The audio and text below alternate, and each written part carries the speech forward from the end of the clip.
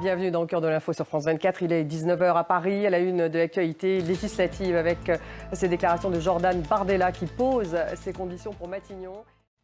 19h10, le débat consacré à la visite d'État de Vladimir Poutine en Corée du Nord. La relation entre Poutine et Kim Jong-un va-t-elle s'approfondir? Quelles sont les réactions de la Chine et des États-Unis? Quel impact sur la guerre en Ukraine? Quel impact dans la péninsule en pleine tension entre la Corée du Nord et la Corée du Sud? Voilà les questions que nous allons poser à nos invités. 19h10, le débat.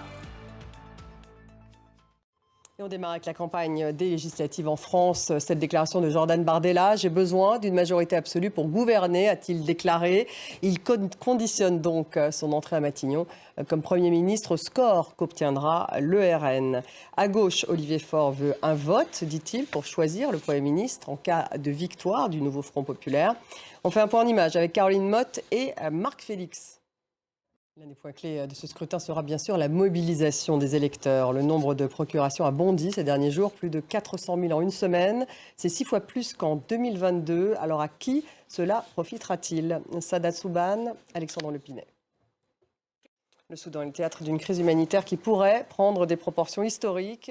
Et puis la mort d'Anouk Aimée, à l'âge de 92 ans, elle avait tourné avec les plus grands cinéastes, Fellini, Jacques Demy, Claude Lelouch. Son rôle dans Un homme et une femme, aux côtés de Jean-Louis Trintignant, un film de 1966, a marqué l'histoire du cinéma.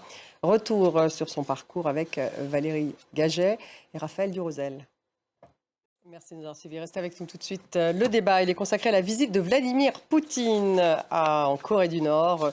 Que peut-on dire de cette relation entre Poutine et Kim Jong-un? Est-ce qu'elle va s'approfondir? Quelles sont les réactions des États-Unis, mais aussi de la Chine? Quel impact sur la guerre en Ukraine? Quel impact sur la péninsule en pleine tension entre Corée du Nord et Corée du Sud? Voilà les questions que nous allons poser à nos invités dans quelques minutes. Restez avec nous.